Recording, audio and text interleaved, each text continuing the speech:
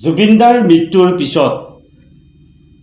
যেন নলবাৰীৰ এগৰাকী যুৱকে নিজৰ কথা বিচাৰি পায় জুবিনদাৰ যি গীতৰ আধাৰ যেন এই আধাৰ মন মগজুত বহাই লৈ নিতৌ ৰাতিপুৱা গধূলি জুবিনদাক বিচাৰি পায় নলবাৰীৰ এগৰাকী যুৱক যদিও তেওঁ বৰ্তমানে ছাত্ৰ স্নাতক তৃতীয় ষান্মাসিকৰ ছাত্ৰগৰাকী আগা চাহিদ চৌধুৰী। এই আগা চাহিদ চৌধুৰীয়ে 19 তাৰিখৰ পৰা যেন জুবিনদাক বাস্তৱত নাপায়, যি তেওঁৰ হিয়াৰ ক্ৰন্দন, আচলতে তেওঁৰ আৱেগ বুজিব পাৰিছোঁ। আৰু এই ছাত্ৰগৰাকীয়ে নিজৰ গীটাৰৰ যি সুৰ, এই সুৰত বিচাৰি পায় জুবিনদাক, যেন জুবিনদাক অমৰ কৰি ৰাখিব অসমবাসীয়ে। তাৰ সমান্তৰালভাৱে নলবাৰীৰ এইগৰাকী চৌধুৰী উপাধিৰ আগা জাহিদ চৌধুৰী, যেন তেওঁ আমি খবৰ পাইছিলোঁ তেওঁ খুব আৱেগৰ বশৱৰ্তী হৈছিল, কিন্তু জুবিনদাৰ মৃত্যুৰ পিছৰে পৰা নিজৰ কথাত মায়াবিনীৰ যি গীত, এই গীতটো নিজৰ গীটাৰত তেওঁ মিউজিক কৰে আৰু ঠিক তেনেকৈ জুবিনদাক বিচাৰি পায়। পোনে পোনে স্বাগতম জনাই তোমাৰ লগত কথা পিছত পাতিম। যিহেতুকে জুবিনদাই কৈ গৈছিল যে মোৰ মৃত্যুৰ পিছত এই গীতটোৱে এটা যেন প্ৰাৰ্থনা এনেকুৱা হৈ উঠিল অসমতে, গোটেই দেশতে। যদি আমি গীটাৰৰ যিটো মাধ্যম, সেই সুৰটো যদি আমি শ্ৰোতা দৰ্শক শুনাবলৈ চেষ্টা কৰোঁ।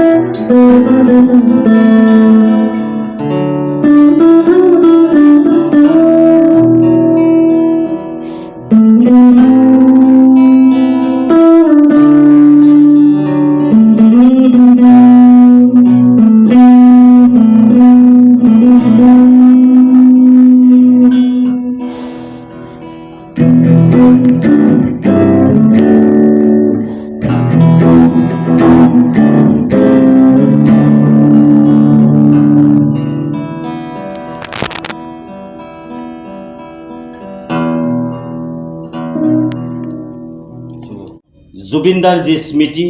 জীয়াই ৰখা বা জুবিনদাক যি ন্যায় দিয়াৰ এক প্ৰয়াস, এনেকুৱা ধৰণেও নিজ কথাৰ ভিতৰৰ পৰা এক আন্দোলন দেখিবলৈ পাইছোঁ। ৰাজ্যখনত এক ৰাজনৈতিক বাতাবৰণে চানি ধৰিব বিচাৰিছে। যদি ইটো দলে জুবিনদাক ন্যায় বিচাৰি ৰাজপথলৈ ওলাই আহিছে, আনটো দলেও যেন নিজেই জুবিনদা বুলি কৈ এক প্ৰকাৰ যি প্ৰতিযোগিতা, এই প্ৰতিযোগিতা কিমান দূৰ সাৰ্থক হ'ব ন্যায় পোৱাৰ ক্ষেত্ৰত, তাত কিন্তু দীঘলকৈ এটা প্ৰশ্নবোধক চিন আছে। কিন্তু যিয়ে হৃদয়ৰ পৰা আচলতে সঁচা অৰ্থত জুবিনদাক ভাল পায়, তেওঁসকলে এনেকুৱা ধৰণে গীতৰ মাধ্যমেৰে যেন এক আন্দোলন নামি পৰিছে। এইগৰাকী হ'ল নলবাৰী জিলাৰ মোকালমোৱাৰ পিতৃ আকৰাম চৌধুৰী আৰু মাতৃ নাজিৰা চৌধুৰীৰ কলা হোৱাই তুলি এতিয়া বৰ্তমানে জুবিনদাৰ যি ন্যায় আৰু জুবিনদাৰ মৃত্যুৰ পিছত যি আচলতে সঁচা অৰ্থত আৱেগিক আৰু ৰাজপথলৈ ওলাই নগৈও স্মৃতি ৰক্ষা আৰু এক ন্যায় বিচাৰি আছে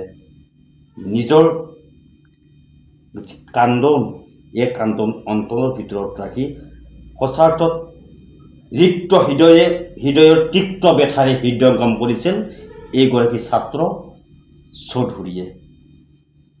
19 তাৰিখে জুবিনদাক গুচি গ'ল এই পৃথিৱীৰ পৰা কিন্তু তেওঁৰ আত্মাই আমালৈ এতিয়াও আছে ছাৰ কি অনুভৱ মোৰ নাম আগা জাহিদ চৌধুৰী আমাৰ মৰমৰ জুবিনদাৰ ঢুকোৱাৰ পিছত মানে ক'ব গ'লে অসমত বহুত হেৰি হৈছে মানে চব দুখতে আছে আৰু ক'ব গ'লে এতিয়া জুবিনদা অকল মানুহ বুলি নহয় বহুত ক'ব গ'লে বহুত মৰমৰ মানুহ এটা আছিল জুবিনদা অকল মিউজিক প্ৰডিউচাৰে নহয় ছিংগাৰো হৈছিল লগতে এক্টৰ হৈছিল আৰু বহুত ধৰণৰ মানুহ বহুত ধৰণৰ হেৰি কৰিছিল তাৰমানে এতিয়া জুবিনদাৰ ঢুকোৱাৰ পিছত চবৰে মনত এটাই দুখ যে তাতে ভাবিব পৰা নাই যে জুবিনদাক আমি হেৰাইছোঁ হয়তো কিছুমান মানুহে ৰাতি ঘুমটি মাৰিব পৰা নাই আৰু কিছুমান মানুহটো মানে কান্দি আছে কান্দাটো ভিতৰত ৰাখিব পৰা নাই চকুৰ পানী ওলাই যাই আছে জুবিনদাৰ ঢুকোৱাৰ পিছত আচ্ছা চৌধুৰী এইখিনিতে এটা কথা মনলৈ আহিল যে তুমি নিশ্চয় এগৰাকী কোচৰ সহায় লৈ আছা এই গীটাৰ যি সুৰ বা গীটাৰৰ যি প্ৰশিক্ষণ লৈ আছা আমি শুনিবলৈ পাইছিলোঁ আপোনাৰ যিগৰাকী কোচগৰাকীৰ নাম আছিল ৰাজকুমাৰ ভট্টাচাৰ্য ৰাজকুমাৰ ভট্টাচাৰ্য এদিন হঠাৎ এটা দুৰ্ঘটনা হৈছিল এই দুৰ্ঘটনাৰ খবৰ আমাৰ হিয়াৰ আমঠু জুবিন গাৰ্গে পাইছিল হেনো আৰু এই দুৰ্ঘটনাৰ খবৰ পাই তোমাৰ যিগৰাকী কোচ এই ভট্টাচাৰ্য ডাঙৰীয়া তেখেতক জুবিনদাই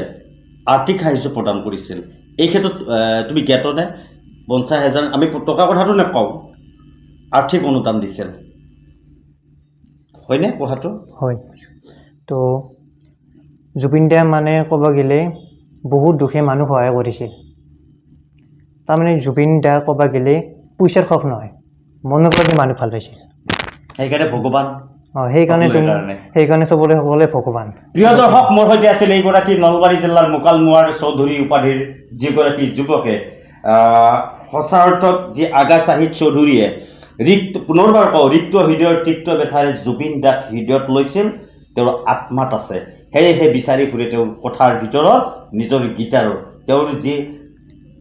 গীত অন্তিমটো গীত তেওঁৰ মৃত্যুৰ সময়ত যি গীত গাবলৈ দিছিল মায়াবিনী গীত এক প্ৰকাৰ ৰাজ্যবাহিৰত দেশবাহিৰত এইটো প্ৰাৰ্থনাৰ ৰূপে ৰূপান্তৰিত হ'ল আৰু এই গীতৰ আধাৰতে জুবিনদাক বিচাৰি ফুৰে এইগৰাকী যুৱকে পুনৰবাৰ তোমাৰ এনেকুৱা সাংস্কৃতিক জগতখন উন্নতিত আশা কৰিব পৰা যাওক সেয়া কামনা কৰিছোঁ লগতে জুবিনদাৰ জাষ্টিছ বিচাৰি আজিৰ অনুষ্ঠান ইমানতে সামৰণি